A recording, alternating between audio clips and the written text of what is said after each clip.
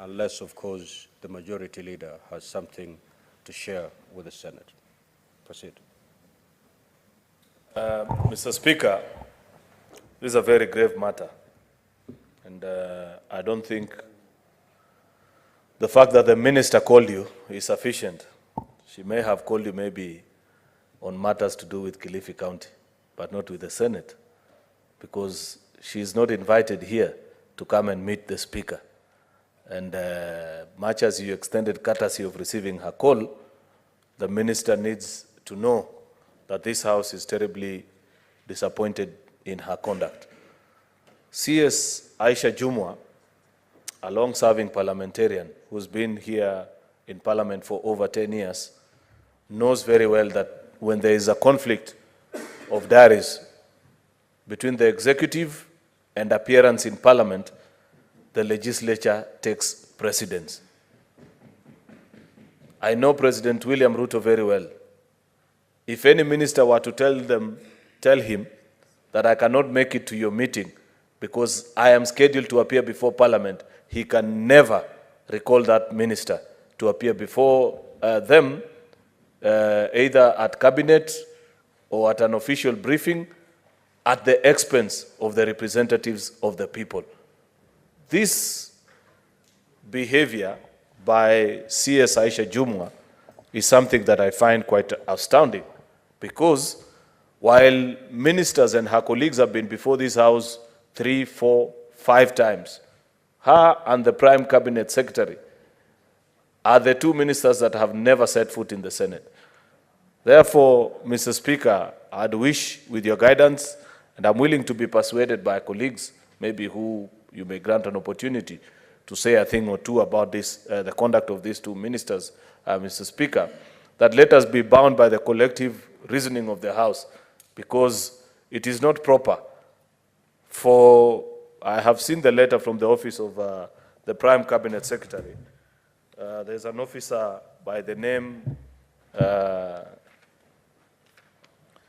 Joseph N. Busiega.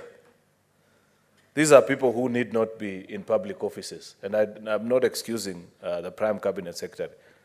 But by the time you're writing a letter at 3:57 p.m. for a meeting that is supposed to happen the following morning at 9 a.m., are you normal? Do you know what you're doing in that public office, Mr. Speaker? This cannot be entertained. And I cannot allow Parliament, Mr. Speaker, to be treated like this.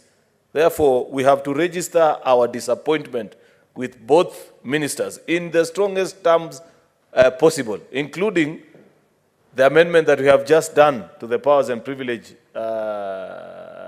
Act, Mr. Speaker. Unfortunately, the amendment is yet to become official law of the land, because it still has to go through the National Assembly, Mr. Speaker. But if it were up to me, we need to issue summons to both ministers, because first of all, we need to establish whether they recognize that Parliament is bicameral. And therefore, because I am sure they have appeared before our colleagues in the National Assembly, and therefore I don't get what their spite about the Senate is and what their motivation might be, Mr. Speaker. There is nothing that members are begging. You're coming to respond to issues of the representatives of the people, which the people of Kenya are asking you as a minister through their elected representatives in this House. Therefore, Mr. Speaker, I want to be guided by colleagues in their consideration of this matter, so that we make a decision jointly as a House on what to do. And finally, Mr. Speaker, we will eventually have to make a decision on the number of times a minister can skip appearance, and the maximum number they need to exhaust on postponement, especially postponement. We issued directives the other day on what is a standard letter that you write to Parliament. It cannot be you just say you can't appear, no suggestion when you are next available, no credible reason why you're not appearing.